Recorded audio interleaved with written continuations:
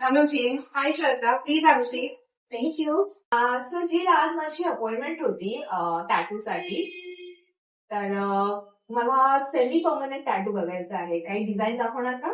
Sure ma'am, पण semi permanent टॅटूसाठी का जात आहे? परमनंट टॅटू का नाही?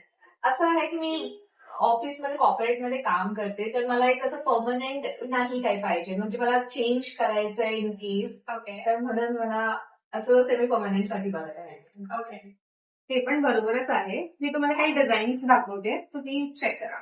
ओके. प्लेसमेंट काय डिसाईड केली तुम्ही? लेफ्ट फोर आर्म वरती मी विचार करत आहे. ओके, हे डिझाईन्स